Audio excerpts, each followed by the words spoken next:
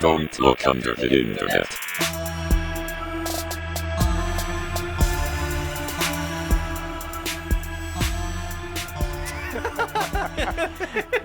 I'm so happy that keeps happening. It does not have to do with chlamydia. Okay. But it is awesome. Okay, well, fuck it. Let's hear it. So, you know how birds fly in like a V formation, right? Yeah, like geese. Yeah. Like that one movie. Yeah. Okay. So, you know how like one side is always longer than the other? Yeah. Do you They're know why? compensating for something? Do you know why that is? Isn't that because that's the rotating? Well, you probably have an actual funny answer to this. No, I don't know why. Mike, do you know? No. More birds. God.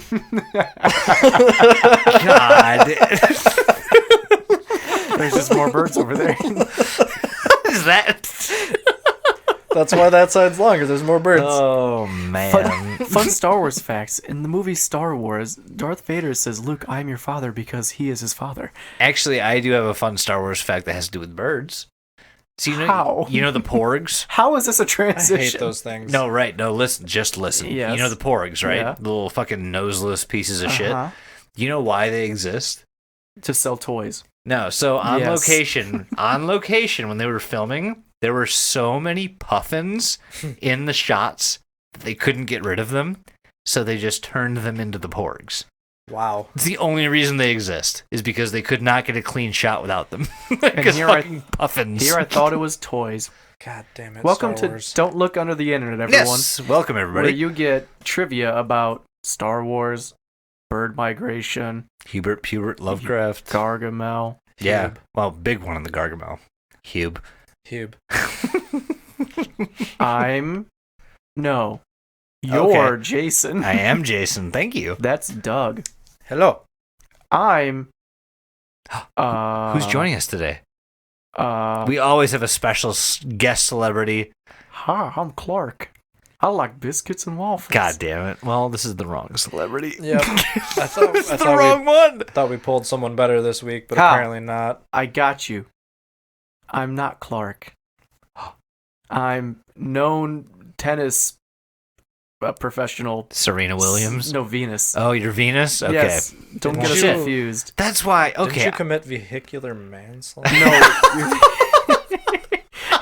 You're thinking of Yeah, let's talk about that for a bit. you're thinking of Caitlyn Jenner. I mean, She also killed a Laura man. Bush, but who's Yes, counting? she killed a man as well. Clearly, And Doug. got away with it. Welcome, everybody, to Don't Look Under the Internet. Part 2, Mother Horse Eyes. Yes, the we are horsening. doing part 2 of Mother Horse Eyes. We thought we could do it in one, and then we realized that it was better than us. So, here we are, part 2. Part day. Duh. So, if you guys remember, last time we kind of left off, I want to say a culmination, but it wasn't really that. It was more or less a conglomeration of fleshy, interfacey stories. AKA. Yeah, that's better. Space pussy. Yep, space pussy. It's If just you took anything away from last time, yeah, please, just space pussy. But no, we're here to delve into the heart of this story. So in part 1, we went over more or less what was I would consider like the setup. Like it gives Yeah. us all the background information about what these flesh interfaces, well, not what they are, but where they come from, how they're made, what they cause. But we still don't know what the fuck they are. We also give you a small look into a big main character, the Mother Horse Eyes, Mhm. which we'll be going over a little bit more throughout this episode as As it comes up. Yeah, as it comes up, as the backstory, like it's almost the backbone of the story in a sense. But we also have a lot of other characters, a lot of other settings, and just a lot of fun stuff that this whole story kind of brings to light. Yeah. You might as well just shit in your hand and throw it at the fan, because that's where we're at right now. If you couldn't tell, a few of us might have some very strong gratitudinal feelings towards this whole story, and some of us might be a little more dissenting. But I personally happen to love this story. Let's dump into Mother Horse Eyes Part 2. Let's fucking dump into Mother. All right, so let's start dumping our load on this first narrative, right? So last time we left off at a little story called Aftermath, which told of what otherworldly ruination far in the future. Yep. So future destruction of a city that basically gave us what we know as the true facts of what the flesh interface can and cannot do.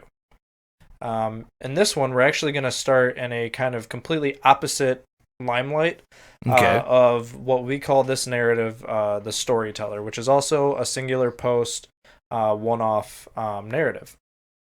So this post is actually going to tie into the last post we're going to talk about really, really well, which I think is going to be really, really fun once we get there. But, this narrative is called the Storyteller.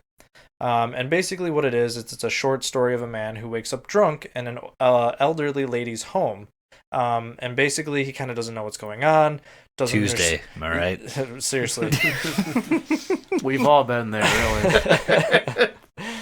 Oh, too true. But yeah, he wakes up in this woman's home. He doesn't quite remember why he's there or what he's doing there. So he kind of, starts asking her like, hey, what's going on?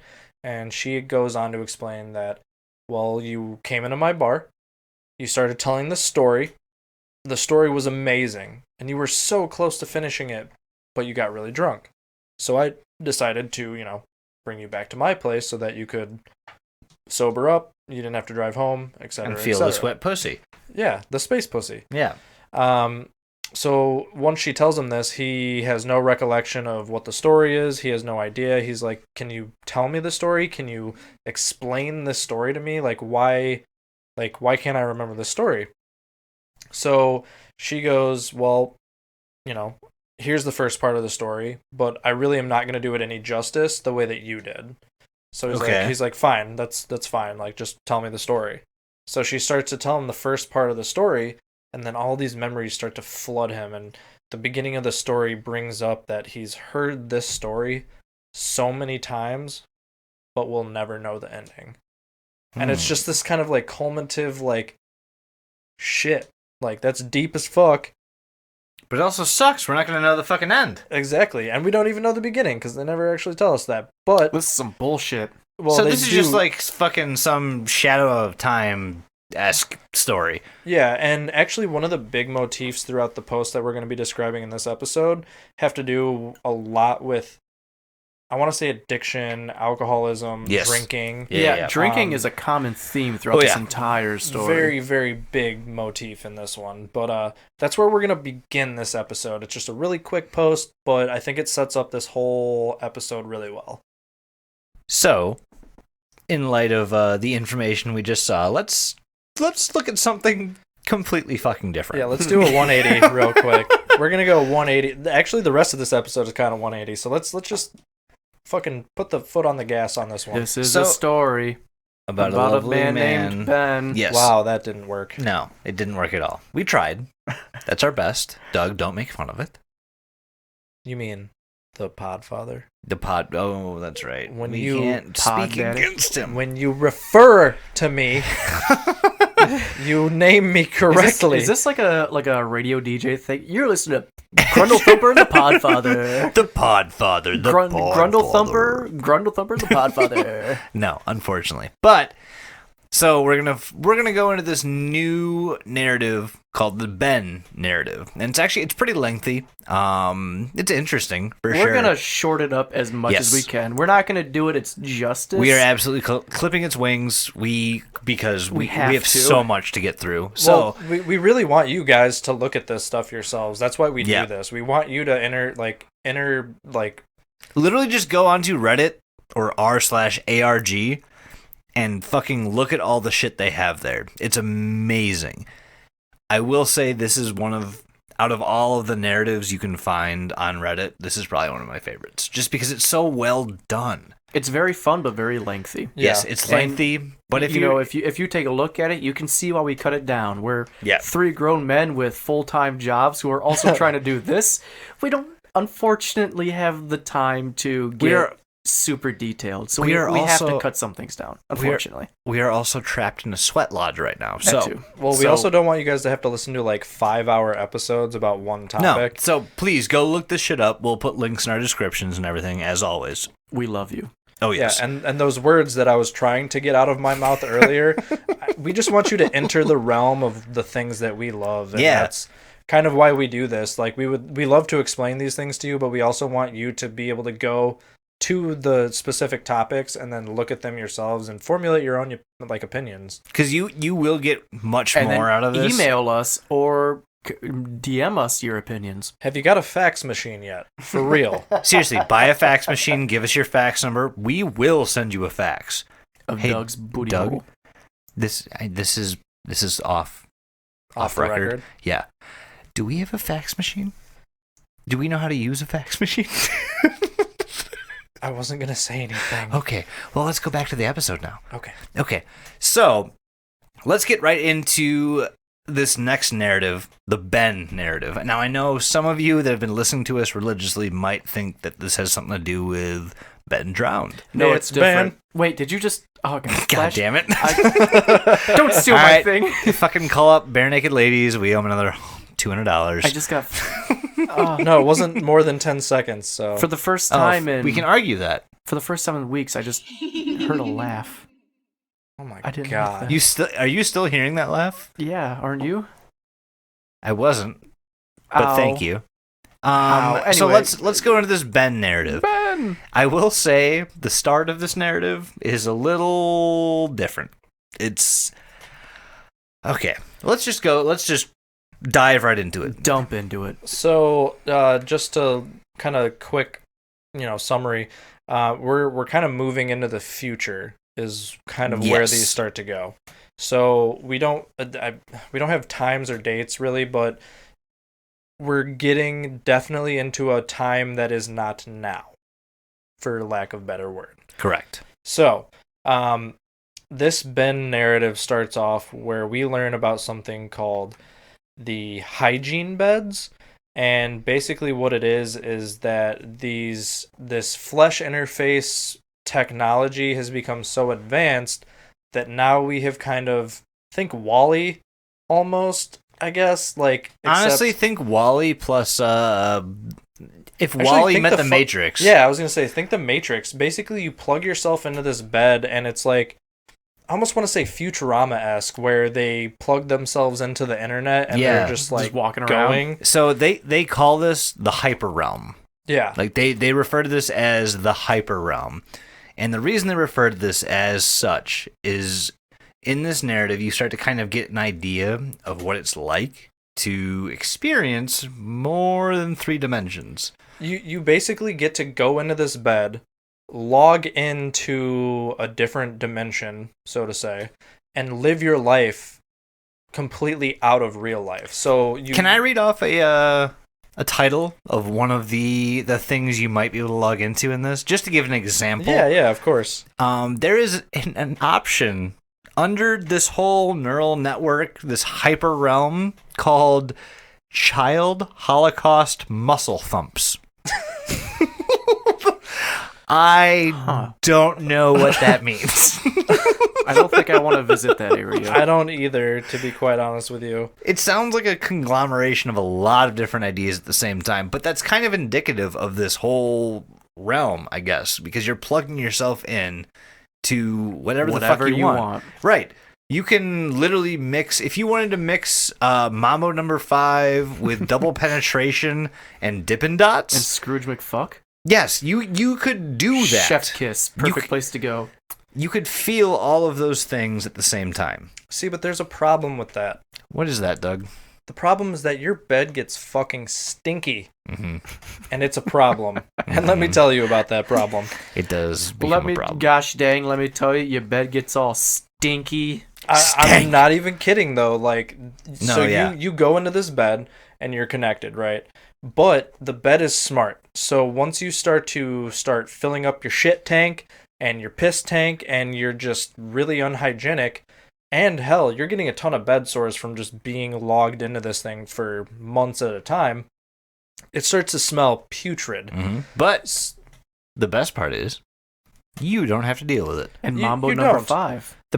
Well, that's the second best part. But the first best part is that if you are one of these people plugged into a bed, let's say you shit yourself, you're not gonna know. You won't know. And No. in fact, the bed will take care of it for you.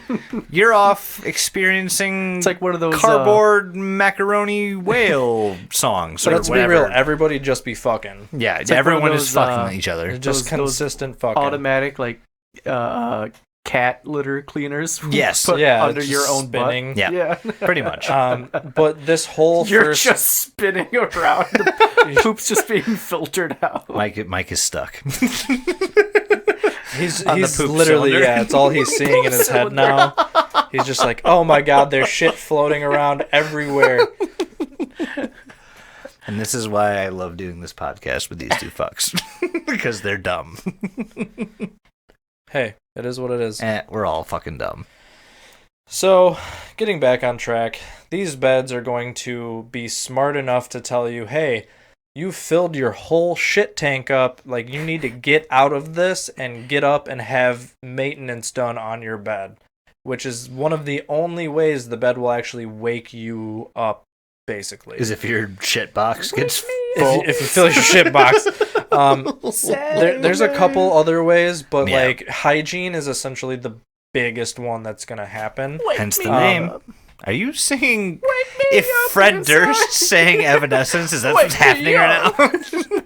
I can't wake up. God, help us. Are we in a fucking tank right now? We're probably. Okay. I don't know. If this is what I'm thinking I want to do in a tank where I could do This anything, is paradise for me. really Are know. you guys supremely happy right now? I'm on cloud 9, baby. Honestly, if I thought this was supreme happiness, this room would be like 15 degrees colder. Maybe 20 even. Yeah, even let's just push the fucking bill on that. Let's go 30. Like, it's I'd be fucking cold. horrible in here. Like right my nips would just be hard as fuck like the Where- whole time we're doing Where this. are we narrative-wise? We are starting the Ben narrative, and we are tangenting, and you are fine with that. So, Thank you, Obi-Wan. back on track. I am Yes. fine with it. Long story short, these beds are going to tell you, hey, wake up, you smell like shit, you're a big piece of fucking shit. Mhm. But some people don't actually have that much dignity to get out of bed still. Yeah, you can still ignore these alarms. Yeah, you can. If your will is strong enough to keep playing, you know, Princess Peach's Puffy Pussy or whatever you're doing, you're not going to get out of bed, right? It's not a No. licensed Nintendo game at all. No, it's not. Not a sponsor. Not yet. So, long story short, the only other way that you can get out of this bed is if your tenants start smelling your shit box and they send someone to come and get you out of the bed. Yep. But there's still a process. Like, you still have to think, again, the Matrix. You have to be unloaded from the program Yeah, they'll just unplug you, wake you up, and you'll feel like a big dumb idiot. And with shit in your pants. yeah, you'll be covered in shit Embarrassing. and bed sores and piss, and it's not a good time. But the best thing about this post is the person who wrote it, the last sentence just says, I don't know what God looks like, but he smells like a dead cat wearing an old jockstrap. And if that doesn't describe the smell to you, I don't know what else will, but holy shit. It's a good description. Look at the future we have to look forward to. All I smell is dead cat pussy. Delicious. All right, that means I'm normal. Cool. Well, we It's are not a stroke. we do get kind of into a narrative about these beds about So- a man named Ben. Jumping from this backstory and like all this information about what these hygiene beds are, it dives directly into a user story by a user. Actually, I don't think the name is actually given out. But it's basically somebody's play-by-play of what they deal with while connected to this like neural network. And the story of it is called Finger Blasting. Hell yeah, man. So this kind of goes over how somebody gets one of these neural networks for the first time and they plug into it and they go fucking bananas about it. They're like, oh my God, this is amazing. Like, you can fucking hear colors. Like, you're not in 3 dimensions. You're in like 6. Fred Durst and Fred Willard at the same time. And you can fuck both of them if you want. R.I.P. And honestly, that's what this is used for, is sexual goddamn gratification. So, this next post is all about I don't know what to call them. It's like a social worker, but for people who have been hooked up to these hygiene beds for too long. So these beds basically facilitate your perfect world. You can design it, you can play in it, you can do whatever the fuck you want. It's a sandbox. Yeah. If you were a part of that, and then you were ripped out of that and put into this world, you might have a slight adverse reaction to it, especially through a prolonged connection. If you're there for, like, let's say, okay, Mike, what's your perfect activity? Just in general? Yeah, what would you like to be doing? If you could do one thing every day, what would it be? Money is not an issue. Money or just, like, reality? Nothing is an issue. Reality is not even an issue. If nothing is an issue, I would like to be a Saiyan from Dragon Ball, just flying around going Super Saiyan all the goddamn time, shooting Kamehameha waves. So let's say you spent 72 hours as Goku, and all of a sudden you were forced... Put me back! Put me back! You were forced to come back Give to me this the Dragon reality. Balls! Put Right. Back. There's never a good reaction. Give me back my hot Asian wife. I was just about to summon a spirit bomb. Chi-Chi, no.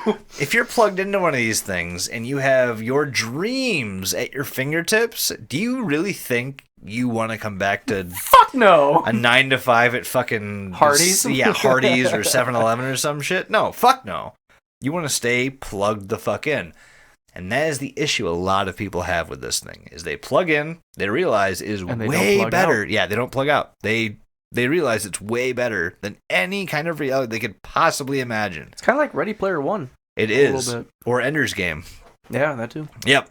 So they stay plugged in. Penguin. Or Club Penguin, yes. I'm going to preface this by saying this is not exactly PG, because most people... So we talked a lot about mixing of senses. Like, if you were to get plugged into one of these, you could be at I don't fucking know, a Death Clock concert and also be experiencing what it feels like to be a duck and the color yellow all at the same time. Like, it's a bunch of these concepts that are just out there that you can just plug into your own concert. brain. It's amazing. Death Clock's performing. Now I'm in a pond. I'm getting bread thrown at me. Now I know what it's like to be a lemon. If you were by yourself, like there was no one else around, and you had full creative control over the world you were in, be great.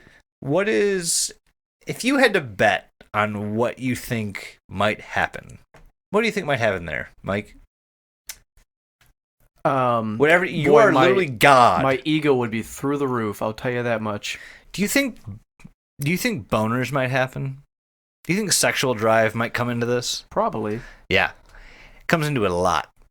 So, the majority of these people getting plugged in realize that they can incorporate their sexual gratification with whatever the fuck they want, and they just mash them together.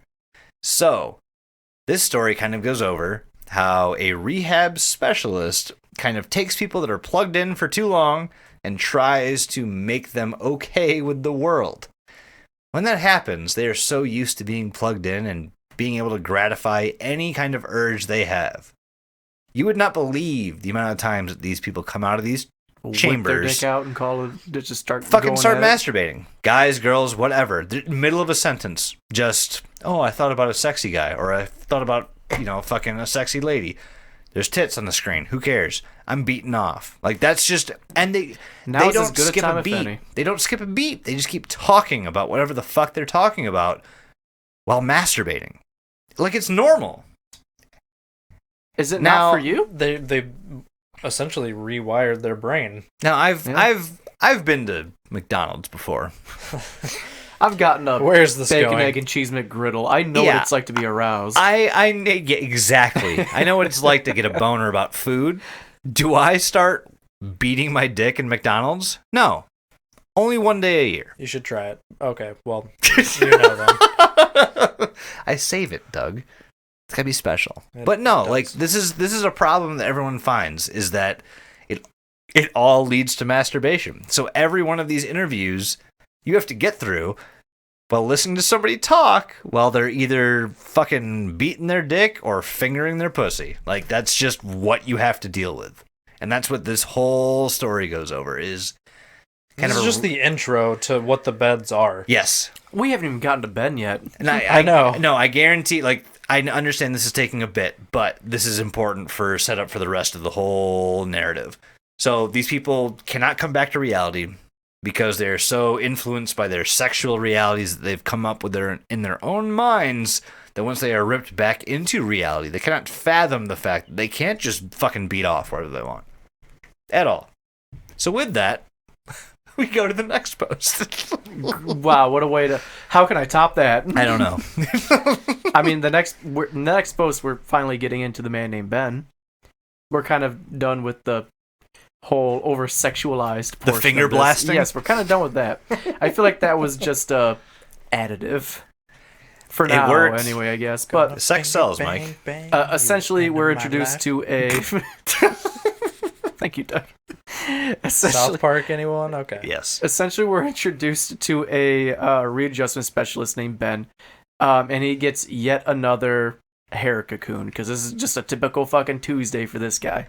The old hair cocoon. This cocoon was a 33-year-old woman named Karen, who went into the bed at 9 years old, and she came out 33. She's been in there for, 24 years? Jesus. Mm-hmm. It's crazy how these people go in and then come out younger, kind of infant, like they say. It's baffling to them, but they're kind of getting used to the routine because they see so many people coming in and out like that. Right. Karen, she was in for a record amount of time. She was in for 24 years. As the surgeon started to rip the flesh sacks off of her, it slowly revealed her baby face and her 9-year-old creepy baby-like body. Usually when people go in for so long, they come out with no memories and no cognitive abilities, but Karen came out, she opened her eyes, she opened her mouth, and she started to talk. She came out, and the first thing she said was just, "Hello, friends." Okay. And everyone there was like, what the fuck? I mean, she can't be. Yeah. How the fuck are you talking to me right now? She can't be talking. She followed it up by just saying, "Is that you, Ben?" And Ben's like, "How do you know my name? I just read your file for the first time half an hour ago. You should know who I am." So he's like, yeah, I'm fucking here. That's me. What's up?" And she's like, "Can you come closer, Ben? I can't see you. I'm scared." And he's like, "Sure." So he kind of just gets a little closer to her, and she tells him, she says, "A moment ago, one of your technicians placed a small pellet under the skin of my forearm. Within 10 minutes, the pellet's wax coating will melt and release a cardioplegic into my bloodstream, stopping my heart. You must cut it out."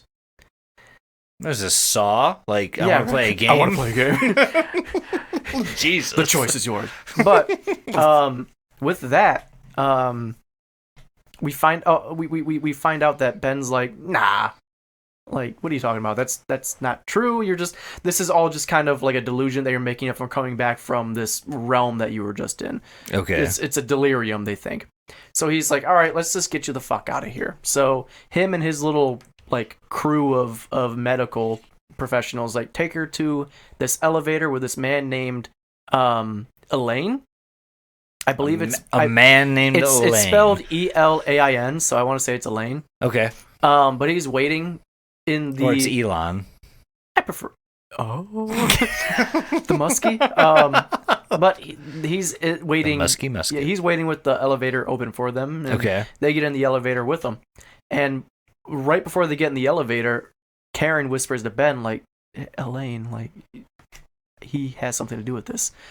And so Ben's like, "Nah, you're still wrong. Like, what are you fucking talking about? Like, you're just Stupid delirious." piece of shit. But he's also in the back of his head, like, how the fuck does she know who Elaine is? Like, we never said his name. So they're in the elevator now, like, going down to the med bay where they're going to store Karen and kind of observe her a little bit more. and he starts to notice that Elaine is a little like nervous to be there. He's not really talking to anybody. He's kind of looking down and kind of like shifting his gaze back and forth between Ben and Karen. Yeah. And Ben looks down at Karen's wrist and he sees a little bit of blood on the sheets next to her. And he's like, that's not normal.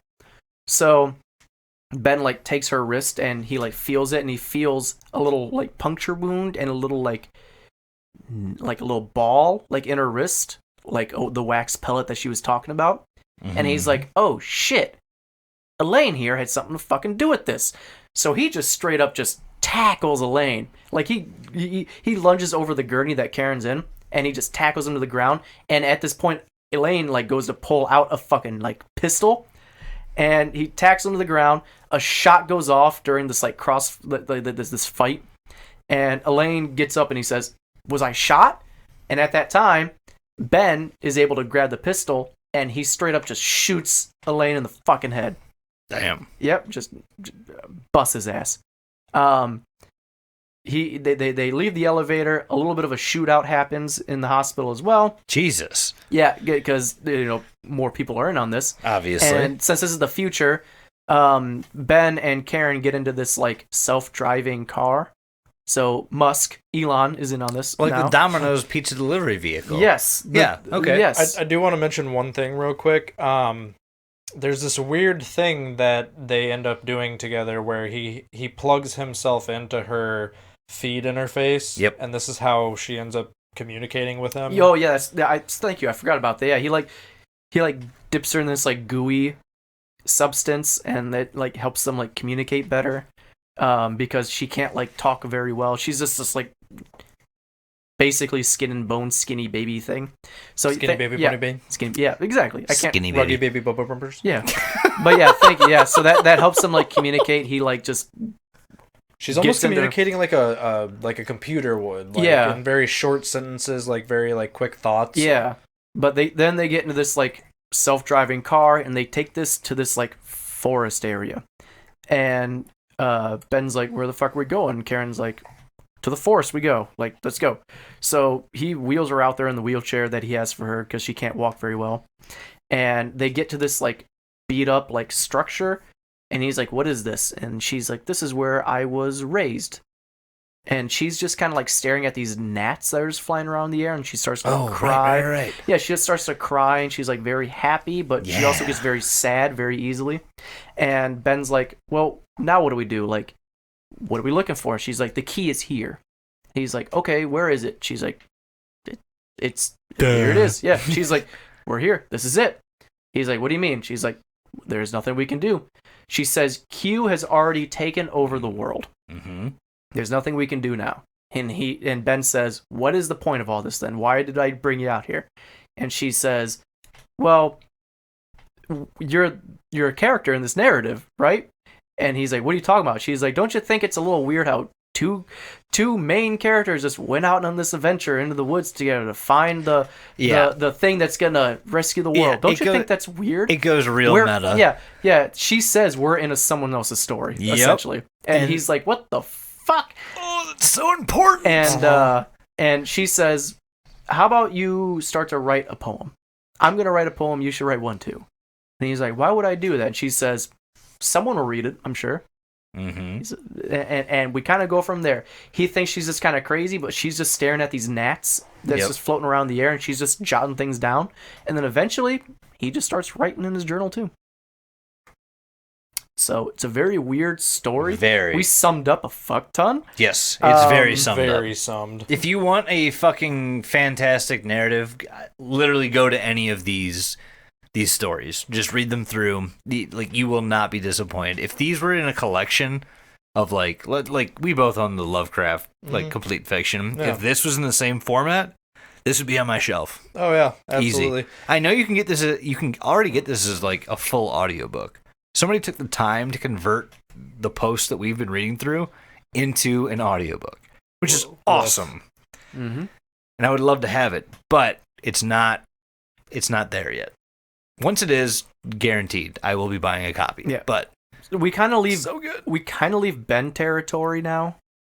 Yes. And we do. We kind of go back to Nazi land a smidgen. But the difference being is that this Nazi land has a lot to do with everything. Like, so I love these posts. So the next narrative we're going into is something called the SS officer narratives.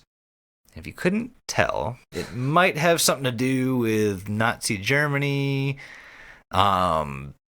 But holy shit, like it sheds light on a lot. So this starts off with a Nazi officer, an SS officer. What a surprise. Who's in charge of a concentration camp. And he starts by it's almost like we're reading his journal, more or less.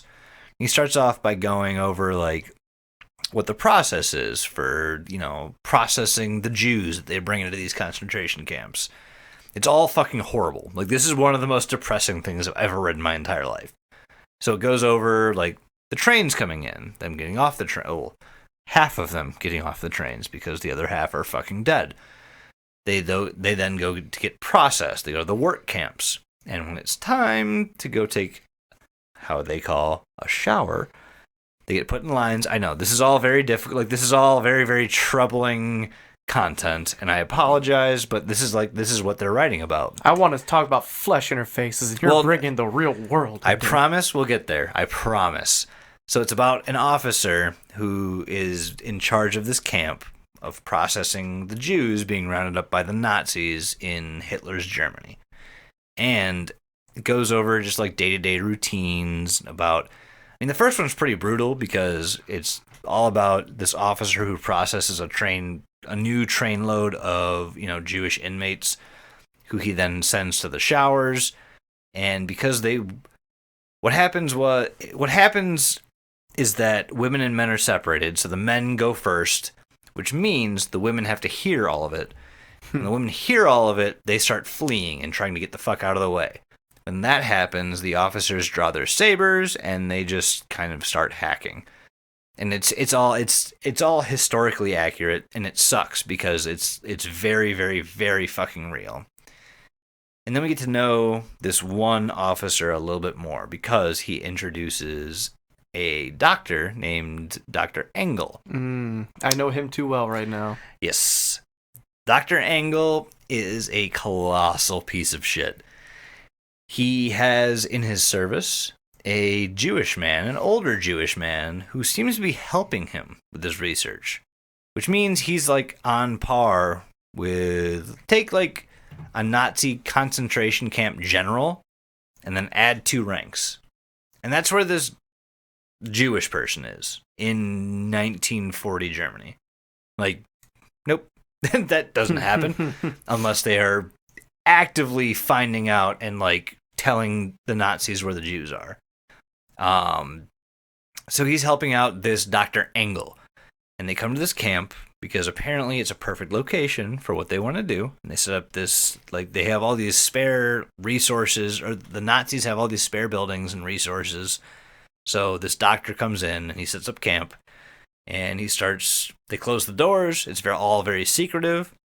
All that they see are these giant tarped like carts being wheeled out to the burn piles where they burn like the bodies of the Jews that were put into the gas chambers.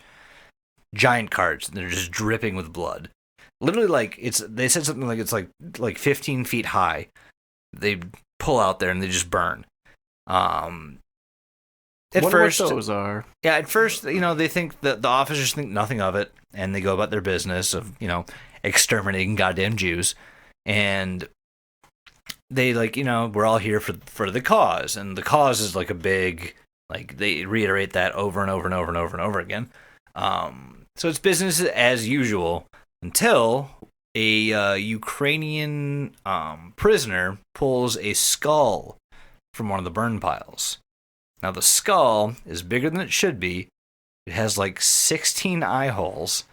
And it looks my eye holes. Beat you to it, Doug. I know, you bitch.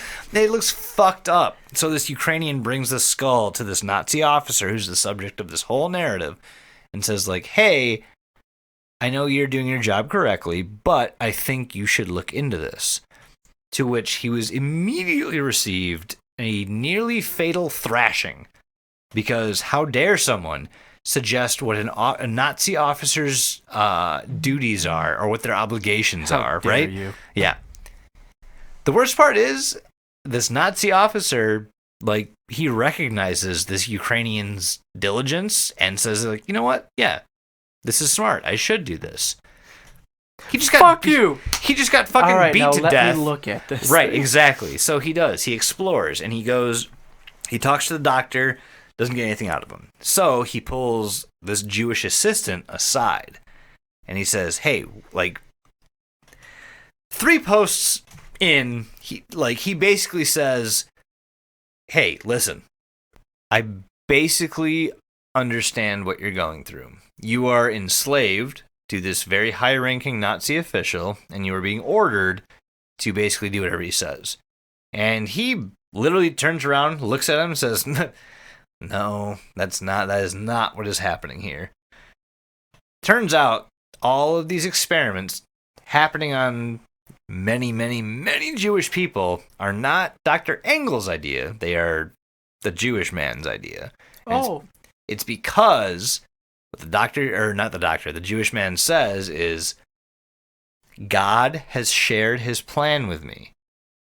The Nazi officer waits for a second. He goes, okay, so why aren't you going along with it? And he goes, well, I can't, because it is just too awful. Okay. Sounds about right for God. Yep. And so he, after that, this Nazi officer kind of is taken aback, and he gets way more interested, and he starts interviewing people over and over and over and over again. And essentially what you find out is this Dr. Engel is performing these horrific experiments on Jewish people, and there's no real, conclusion, at least from what I read.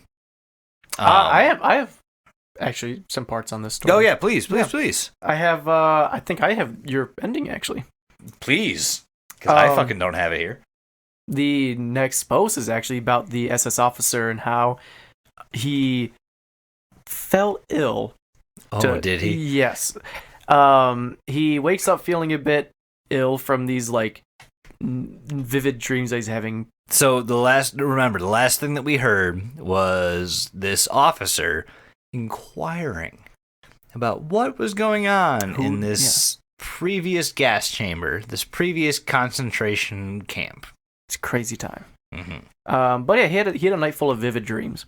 And as he goes to leave his quarters, he hears news of this Ukrainian soldier that's with them that's just going bananas, and he attacked Dr. Engel's team. It was the same Ukrainian who brought that strange skull over to him.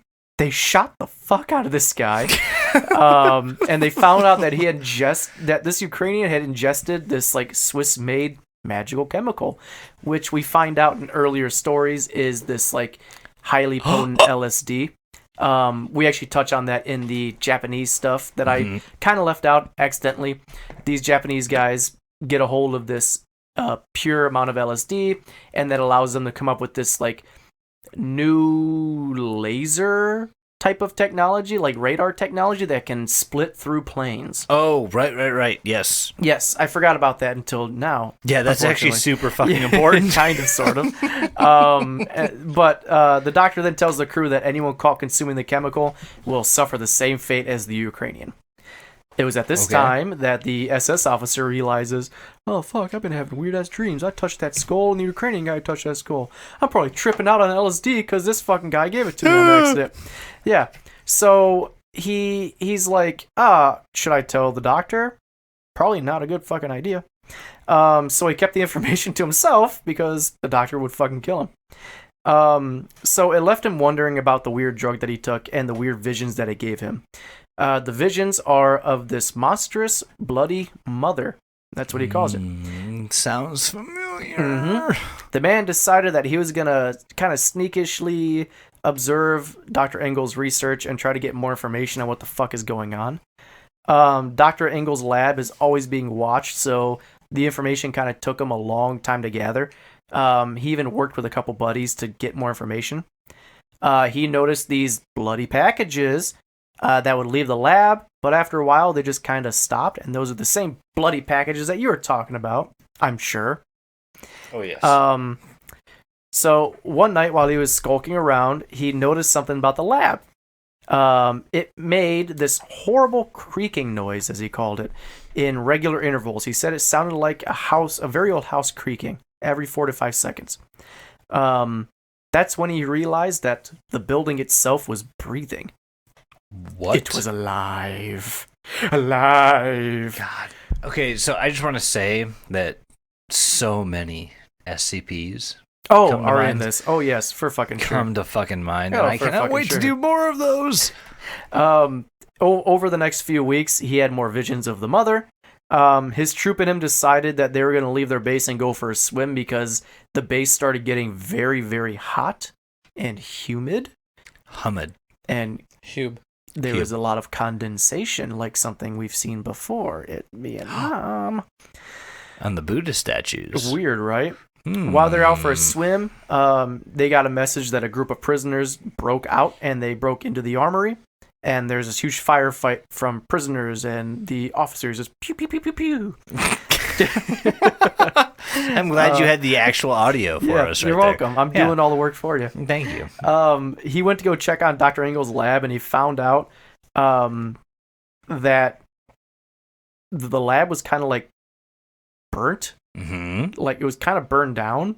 It was charred as fuck. Yeah, he found that Jewish guy that was, given all this experimenting on other people and everything with the doctor. Yeah. He was all bloodied and ripped up. The entire doctor's team was just eviscerated. But the Jewish guy, he whispered to him, "I know this is not God. I've killed them, but others you must." The officer asked, "I'm not done." Oh, sorry. I'm sorry. The ossifer. The Oscar. The officer asked, "I must what?" The Jewish man said, "You've seen her. Your dream is the future." So fuck, I'm so sorry. The mother? The officer asked, "The bloody woman?" And the Jewish man responded, "There is still time. To stop her, you must. You must." And then he died. So, going a bit back to what the good doctor, Dr. Engel, said, basically, this is where some man wrestles with their version of God. And I guarantee you, any of our versions of God do not... Well, okay, Doug, you and I might be an exception. But Hail, Satan. Most other people do not view God like what is found here. If you see, you find skulls with 16 eyeballs, or eye holes, I guess. Massive fleshy mounds. Go ahead. Those are my eye holes. There you go, buddy. Like, there's a lot of weird shit going on. And I do want to say, so a little bit back, right before the ending of this, is where, like, the Jewish man talking to the Nazi officer, right? Mm-hmm. Is where they're discussing God. And he explicitly states that he cannot follow God's plan because it is just too awful. That's where this carries the fuck over and it should make you feel like there's worms in your colon or some shit. Yeah. Like, it's just fucking... Ooh. The weirdest part is this isn't the full end yet either. I know. The officer, after the Jewish man dies, he goes into the lab and he finds this long, like, hallway where the walls are just bones, and they're fucking. Yeah, they're like breathing. They're just bones, like limbs and skulls. And he sees. Shit. Did you just say a hallway that's full of bones? Yes, sir, I did. We did. It's all coming together now. He sees at the end. He sees this like kind of a doorway that's kind of creaked open that he goes into, and he sees this like giant, like they call it an obloid shape, almost as tall as him, stippled with hundreds of what looked like eye sockets. The lower portion consisted of a complicated structure that resembled several sets of jaws, each with hundreds of thousands of teeth of all different size, including molars, incisors, canines, even animal teeth. I love this guy. Wet dream. He's great. Yeah, Mike's boner is God, just I'm out of salivating at the control. mouth right now. Okay, everyone, I'm so sorry. We have to take a quick break. We will be right back. But Mike's boner is sweating too much. A little too much. Too Yeah, much. it's very, very Too much. The center of the shape was split vertically, and inside was a set of curving bone tubes that seemed to fill the interior. He knew he Mike, had. are you okay right now? Like, Oh, you're, God, you're dude, sweating how- all this stuff, and I'm imagining your, I'm just your hearing. mind's going crazy. I'm just hearing George Michael's "Careless Whisper" in my ears right now. Like, he just You saw know, this thing and he knew he had to destroy it, You and know, that's what his plan was. if I had the fucking rights to that, I would play that song right here, but I'm not rich. Just play, if you could find it, one saxophone tune. Just So the next bit of narrative that we get into is honestly, I would kind of like to leave this up to the listener because I'm not even gonna sugarcoat. It's porn. It's just porn. that's the best part of it. Or suggestions for more porn. Like it's basically so the Reinhardt Corporation is the one behind these hygiene beds that like link you into the Matrix and let you feel whatever the fuck you want. You really shouldn't give people that power because if you tell someone, "Hey, you can do whatever you want," guess what? They're gonna do whatever they want. They're going to do whatever the fuck they want. And they do, which is mostly masturbation. Mostly. When it boils down, that's a human thing. Yeah, so I'm Just not jerk it off every day. I'm going to let you guys read this one if you'd like to, but all I will say is this is basically an ode to humanity's carnality. Ode to jack off. Ode to the masturbation station. However, this next single post actually has a lot to do with all of this. So we all remember the SS officer who might have had a little bit of a problem with the nationality of one of the scientists on his team. Yeah, I feel they all had a problem with that. Yep. So the Jewish man who was helping the Nazis deform people plays a bit of a part. So here's the tie-in. There's a post called Prophetic, and it honestly seems like it's written by somebody who just took like 4 tabs of acid. Like it's fucked. Well, I mean, I feel all these people have done that already. like, okay, you guys have seen the newest rendition of Color Out of Space, right? Mm-hmm. No. You haven't? Oh, it's so good. You're missing out. It's very good. There is a scene where a man named Ward Phillips, who is the hydrologist of the area, Good old Ward Phillips. makes contact with somebody who is possessed by a being, a color out of space. Let's just call it what it is. And he sees their home planet, and his mind is filled with tentacles and destruction and death and all this other shit. That is pretty fucking indicative of what Prophetic is about. Except, instead of, the color Yog-Sothoth or Shub-Niggurath or anything Lovecraftian, it is all about the Jews. And The real space tentacle monsters of the world. it basically describes a Jewish overlord coming down from space and saving the Jews but killing everyone else, and like it's this massive tentacled beast that knows who is who, and like it's very Lovecraftian. It reminds me of Yog-Sothoth. Cthulhu. Not Juthulu. Oh, but that's a good fucking name. I like that. I mean, it Fuck works. it. We'll call him. The prophet's name is Juthulu. It very vaguely outlines like the end of the world, which is just everyone is connected to each other, but not The hive mind. not in the way you might think. Yeah. Yeah, like more or less that everyone is one mind, Not everyone shares a mind. Oh, okay. Yeah. So it's very, very dark, it's very deep, and it's very, very, very prophetic. But that's about all that comes out of the prophetic post. Let's take a 180 real quick to my personal favorite. We're talking about a post called The Old Apple Nullity next. Is that what it's called? That is what it is.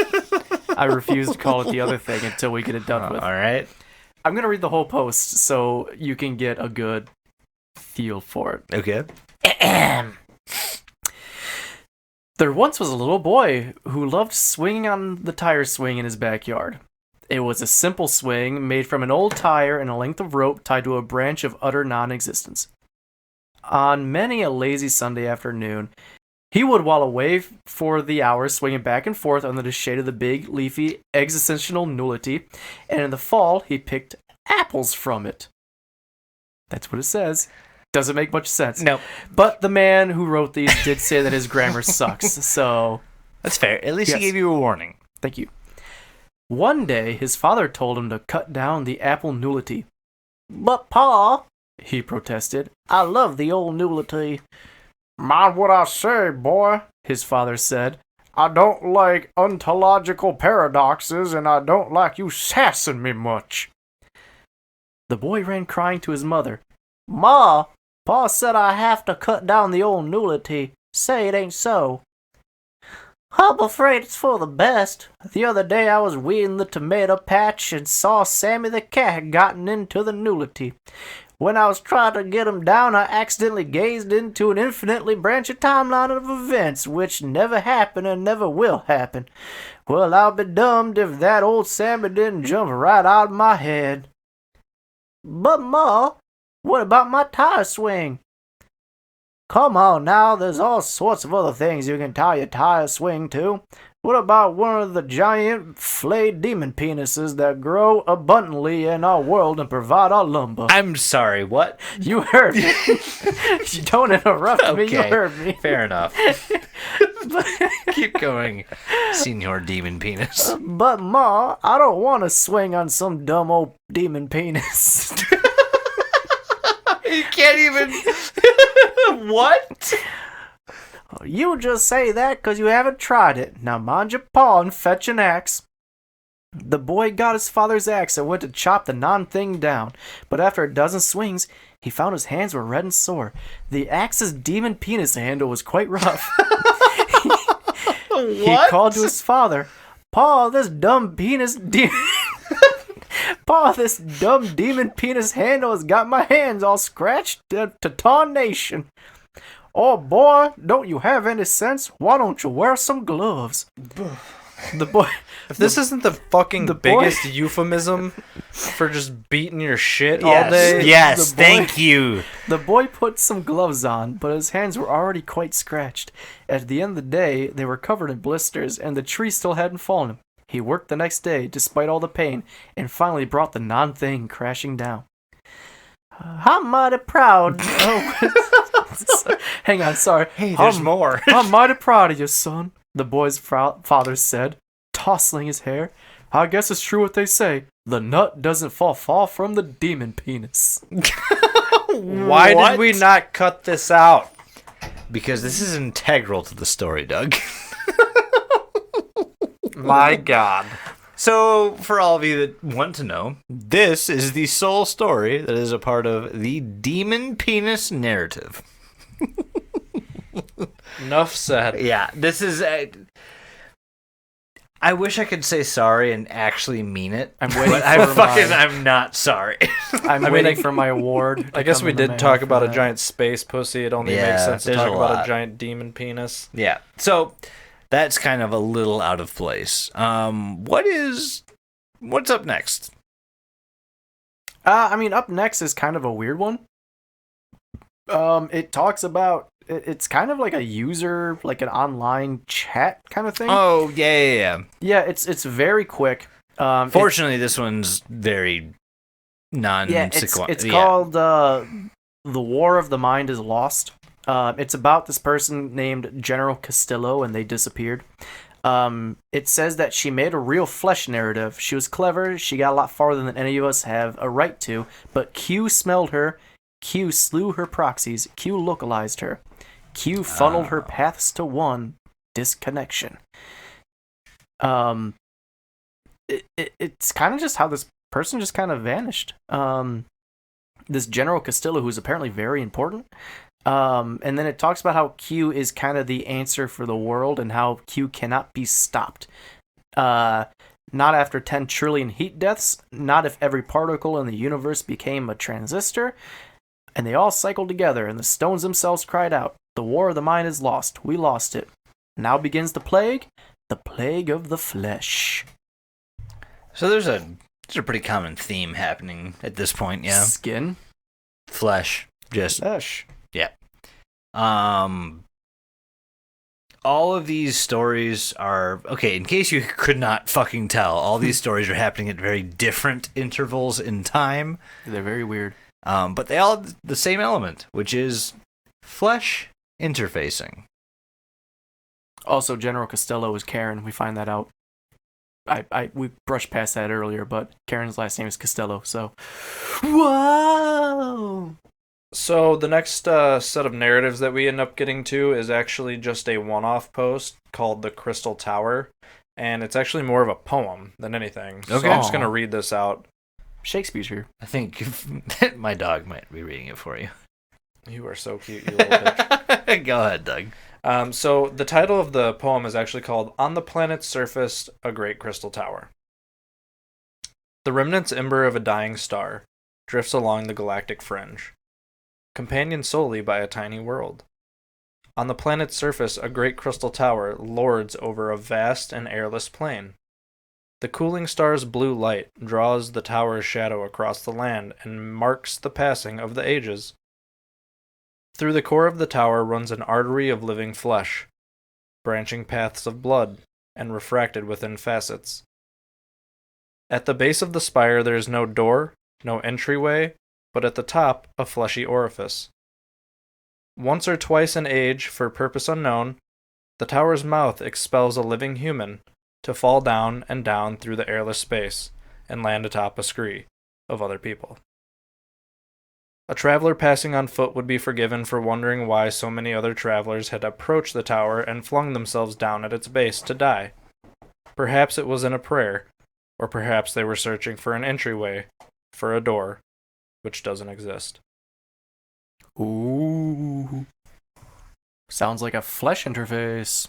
Sounds like your mom. Why are you gonna do that? She listens to the podcast. Journey! Well, if she's continuing to listen after the torment we've put her through, fucking I love your mother. I also love your mom. Don't do that to me, Doug. Don't give me those dead eyes. So, I mean, what else do we have to fucking touch on? We've gotten the origin of the interfaces, what the interfaces do, who is able to access them, not so much how to make them. Well, kind of. LSD is heavily involved. Where they go, and now we're going into stories about what happens after they're back. What else do we have, Doug? Well, we have two different narratives, and we're going to kind of sum these two up in the same space because they actually happen at the same time. So we have, I want to say, like, a bunch of, like, early on posts, and then we have, like, the back half of the 90 to 100 posts. Yeah. That basically tell the narrative. There's two narratives. One is called Son, and one is called Author. And these two posts actually are going to tie everything together and then end it all at the same time. It's really exciting to see it all come to an end, actually. Yes. But it's also really cool to see all the things from before end up finishing up. Oh, yeah. So let's just get right into it, because I have some exciting goddamn theories I'd like to get into. So, to summarize everything, we get these two narratives, like I said, son and author. The son narrative actually coincides with a lot of the author posts, because when you're reading it, you actually get these split pieces of the author narrative that then just randomly cuts into the son narrative. So you have to like kind of take it with a grain of salt and kind of put things together as you will. So you have to put it in order. Yeah, you really do.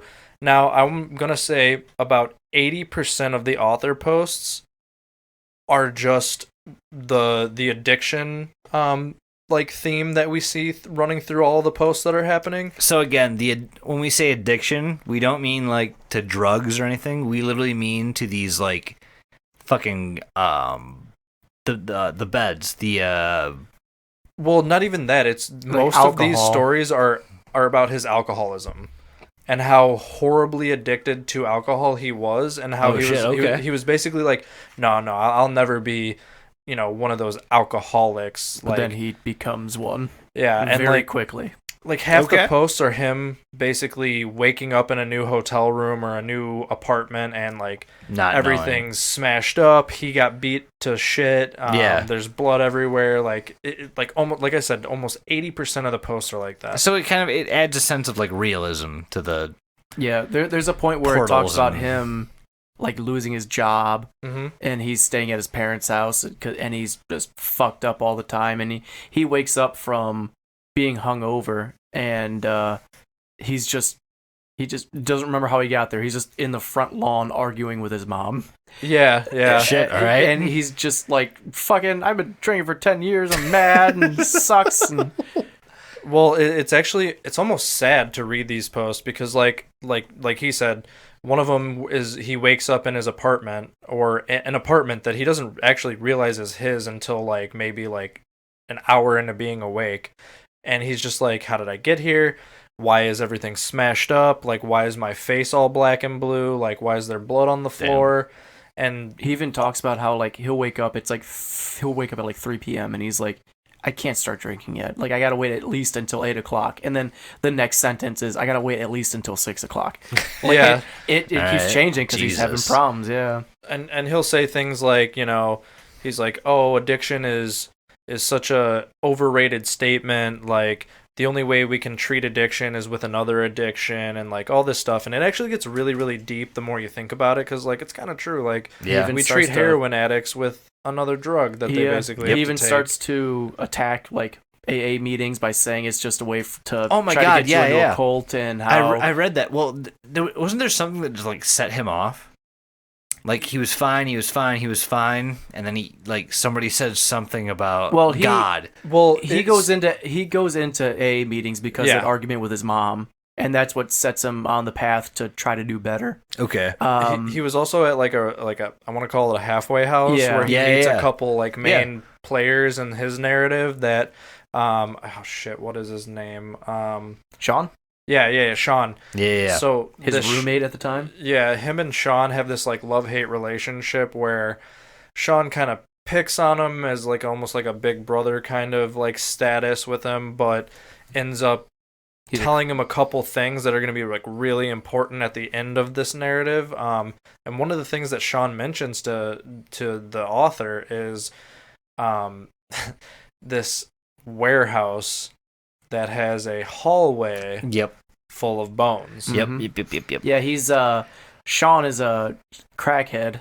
Yeah. That's what he says in this. And he's like, I just went in this warehouse to look for stuff to steal, and then I just stumbled into this dark abyss in this warehouse that was just filled with a hallway filled with bones and limbs and stuff. And that should tie you directly back to the fucking prophetic post. There was a point where the author was like, are you fucking with me right now? Because the author knows about these like hallways full of bones and everything. He's like, are you fucking with me right now? Like, did you read like my diary? Did you read like my journal, my Reddit posts, the places I've been like venting to? And he's like, nope, I saw it in the warehouse over here. And they're like, whoa. Yeah, and at this point we start to realize that all the narratives before this, everything that we just went through in episode 1 and now this episode, are coming from this man. Yep. This alcoholic. the best part is you kind of learn that it's not like it's not a linear narrative. It's a catalog. Oh yeah. And that, like, when I learned that, my fucking hair stood up on end. I was like, holy shit. Yeah, this is no longer like we're following somebody. We're reading about past people. Yeah, and it's kind of crazy too, because we actually cut a bunch of the posts out of this. So much. And he actually talks about all these posts just in his story itself. The first post, he mentions how he's like, he even says himself, like, sorry I had to post, like, these stories and just random subs, but I didn't need it to gain too much attraction because I didn't want people to catch on to me. He basically said, I don't want the powers that be to catch on. Yeah, and he's like, I have all this knowledge and I have to write this down now while I'm still sane because eventually I'm going to be driven mad by it. And that's kind of what he's been doing. Yeah, he mentions, he's like, so we actually didn't go over these posts, but he's like, why the hell am I writing about cats and dogs right now? Yeah, so just to fill you in, there are two separate narratives, one from a dog's point of view and one from a cat's point of view. And another from aliens. If we're being honest, we skipped so fucking much. It would benefit everybody who's listening to this to go back and literally read through all of these narratives because holy shit, they are fucking fantastic. They are written very, very well. But one of the things I do want to mention is that once we get closer to the 90th post, we start seeing the author posts including another narrative in between it, which is called the Sun narrative. And I'm going to try and just sum this up super hard for you, but basically this like story within a story is about a son whose parents leave the house to go to the store and kind of never come back. And then we see a reoccurring character come into play. All of a sudden, there's a woman sitting in the living room in this son's house who's got long gray hair, sticks and twigs coming out of it, and he doesn't really get a good look at her for a while until it's been about a week that she's been there. And then finally, they start to interact to one another, and we kind of get the play-by-play that this is Mother Horse-Eyes. He explains the animal parts, the weird sideways eyes, the yellowness, the smell of disease and cigarettes. So you get all the same descriptors, that we did before. And long story short, the ending of this story and the ending of the author post coincide so fucking well. So we have the author basically going into this kind of depressive episode. I don't really have a better word for it, but he's basically like drunken stupor, sort of. This is the ending. I need to have my ending. I need to find this hallway of bones. I need to, get on with the finale of my story. And then you also have the son story coinciding with that, where basically, like I said, the son's parents left, Mother Horse-Eyes comes in, and the son, for whatever reason, can do magic on these stones that Mother Horse-Eye has left in his room. So these stones basically can do whatever the son wants. Mother Horse-Eyes literally is like, if you want to eat something, just think that these stones are bread and it'll be that way. So he does that. He makes the bread. He eats. Cool. But then he starts to get a little bit ahead of himself. He's like, I'm going to bring my parents back. And then he forms his parents. And they come back. But he's not strong enough of a magic user to fully encompass his parents forever. So think, again, Full Metal Alchemist, when Ed and Al decide they want to try to bring their mother back. It does not fucking go well. Humans cannot play God, unfortunately. Nope. So his parents come back. He sees them. He's like, "Where were you? Where were you? Like, I was so scared. Like, you left me with this woman." And they're like, "What woman are you talking about?" And then before they can even get into the house, they just melt into this disgusting pile of like goo, basically. Think the ghost child from Rick and Morty. So then Mother Horse-Eyes gets upset. puts him in a cage and says, "You cannot do this shit. Like, you have to listen to me, or else you're gonna be you're gonna be in one of the cages like all the other children are." Mm-hmm. And lo and behold, there's a bunch of random children in this house now that are just in cages. So he starts to obey what she's saying, and basically starts practicing magic on his own in very little spurts. And jump back to the author narrative, he's now being like, okay, I'm going to the warehouse. I'm going to find this bone hallway, and I'm going to fight this thing that's there, this devil, whatever it is, and I'm going to have my finale. So we have these two stories lining up, and then we get to a point where the author goes into the warehouse, goes downstairs, and remembers, when you're close to the thing, you're going to start getting this wave of nostalgic smells, memories start flooding into your system, and it's not happening for him. That's funny that you mentioned that. I forgot about that as well. When he's talked about his roommate Sean, when Sean breaks into the warehouse and sees it, he's immediately starts thinking of when he would hang out with his daughter and feed her applesauce, and he immediately starts smelling applesauce. So basically, we have the author not getting this nostalgic feeling, and then we jump over to the Son story again. The Son story ends with basically him kind of coming to terms with what's happening, opening the window, and floating out into the light. We real quick jump back to the author story, and then it hits him. The nostalgic memories, the nostalgic smells, Come on. and the feeling of something at the end of the hallway watching him when he realizes he's standing in a pile of bones. And he just walks into the darkness. Yep.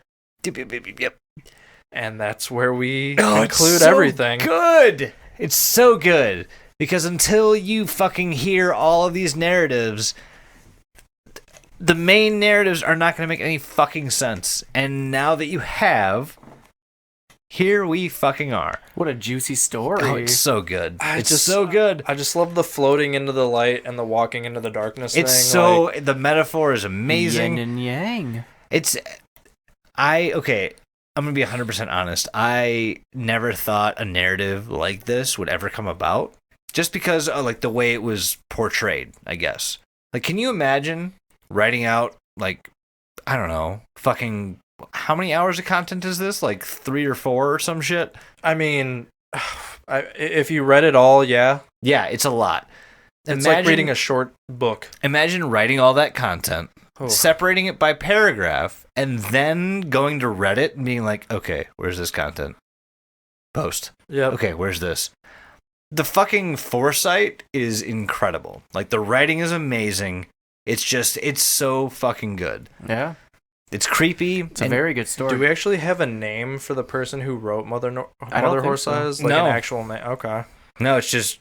Because I know originally the Reddit users thought it was a woman. Yeah. I read that thread. Yeah, and basically they were like, this woman's great, doing this and that, and then Mother Horse Eyes actually came out and was like, yo, not a woman. I'm a dude. Yeah, and actually he ended up giving like a bunch of like random, like, I think Vice was like an actual exclusive interview to continue the story, and like we actually get a bunch of these parts of like the story from different places that aren't Reddit. And when this was actually going on, it was very popular. Oh yeah, but it died very quickly. Like, all interest died out because, like, what do you? I think it just got too complicated. Well, that and like you can't enjoy it anymore. Once the post is posted, you have a month. Well, I'm pretty sure one of the biggest reasons too was that there was a Reddit, a subreddit that was made. Yeah, and then something happened where everybody that was collecting the stories, whoever the moderator was, I don't know, like shut it down. Yeah, well, that's why it's so hard to find. That's why it's so hard to find the actual narrative. Yeah, and that's why I'm so fucking happy that I saved the Reddit post that had all of it. Yeah, because you can't find this shit anywhere. No, like no. You just can't. And it's a shame because this kind of storytelling is something I would love to see from here on out for every kind of storytelling. It's very well done. Yeah, Yep. Find a niche market, post a bunch of fiction, see who bites. And if they do, fuck it, let's keep going. And that, my friends, is the story of Mother Horse Eyes.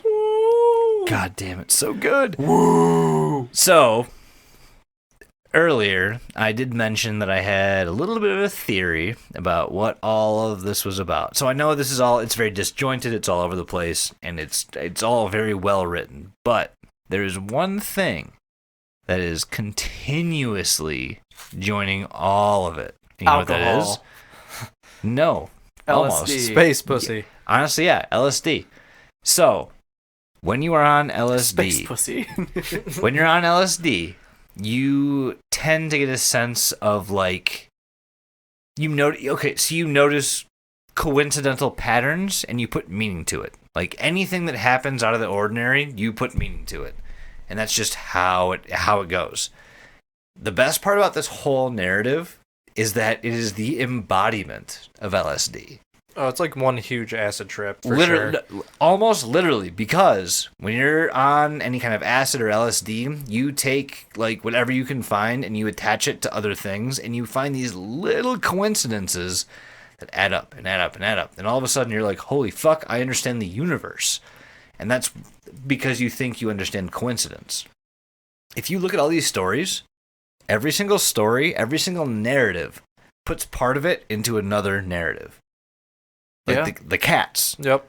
Like, you find them everywhere. Mm-hmm. Or fucking, even the investigator narrative. Like, you find little parts of, like, the Falklands come up again. The Arctic comes up again. Like, it's everything has something that connects it. So... Well, okay, so actually, I just thought of this. My mind just got blown.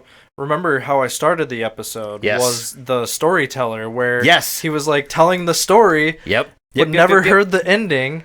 You know because why? Everyone kept telling him the beginning of the story. Correct. In that new... oh my god. That's why I think this story is fucking genius, because not only does it tell you a story... Doug's brain explode in real time. That was pretty great. Not only do you fucking hear a story about people who are on LSD, you experience LSD without even knowing it. You have no idea. Damn. Until you're here. And then all of a sudden you're like... I had my own slight theory on it that I don't think works anymore.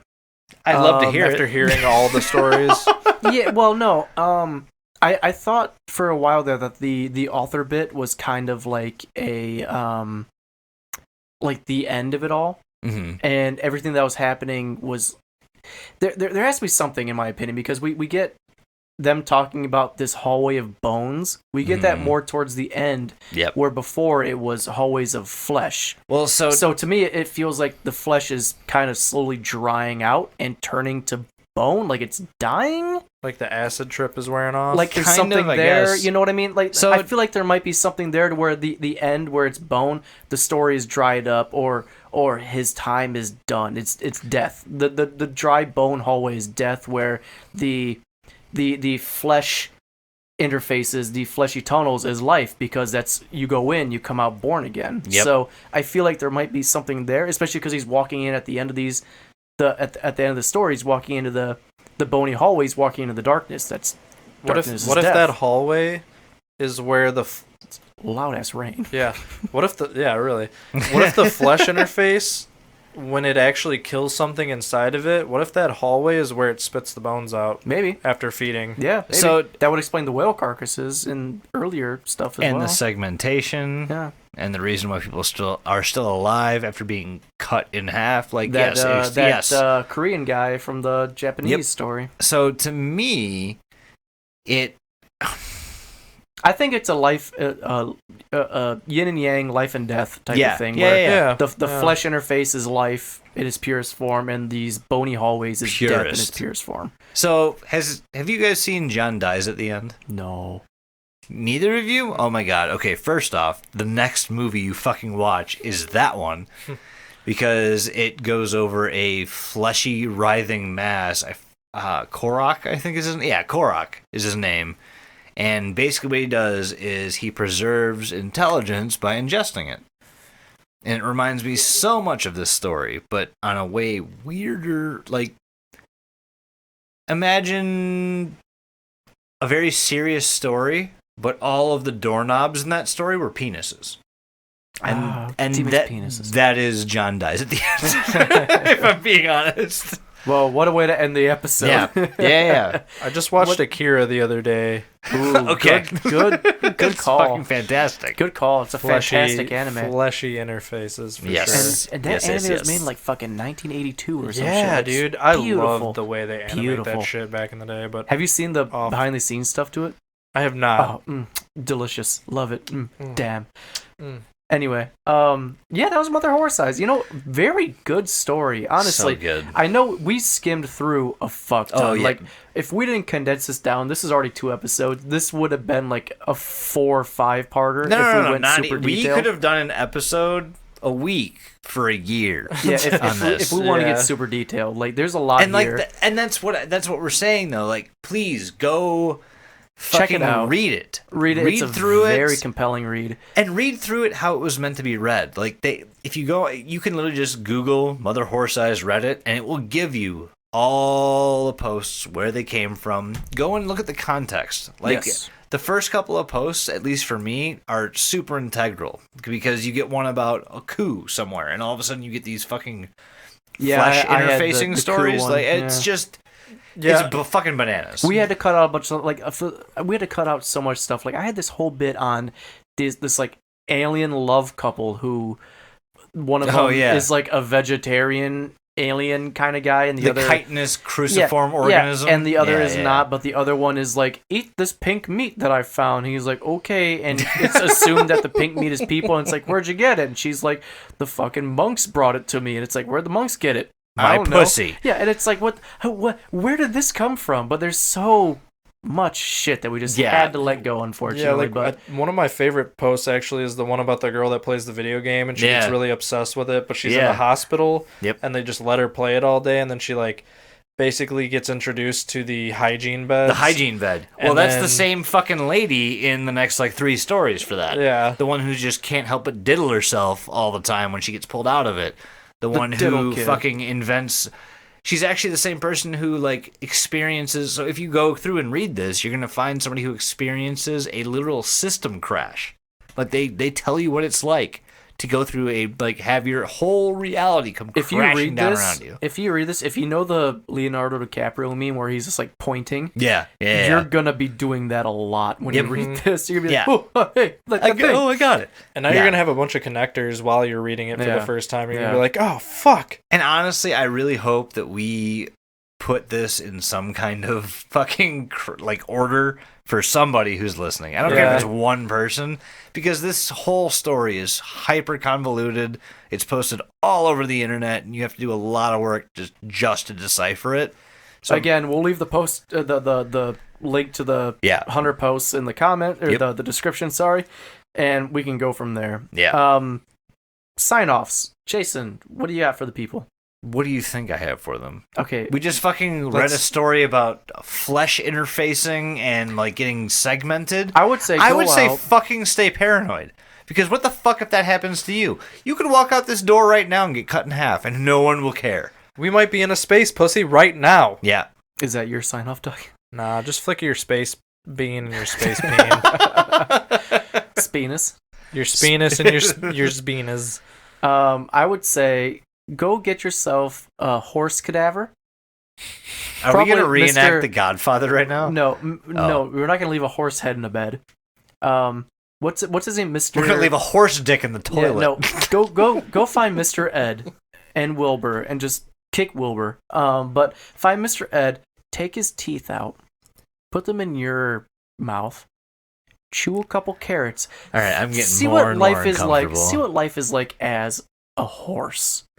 Horse. Do you Damn it, you beat me to it. Do yourself a favor, rip your eyeballs out, replace them with horse eyes, and tell us what you see. Yeah. Because honestly, that's the only way I could see You'll looking see at this narrative. darkness with imprisoning me. All right, guys, check us out. Facebook, Instagram, Twitter, Linktree, YouTube, Patreon. Anywhere. Everything is available for streaming. Our Patreon. We need you supporters. We do. We love you guys. Also, for new fucking supporters, please be on the lookout. If you get in now, I promise you, you will get benefits beyond benefits because you will be coming in at the cheaper tiers.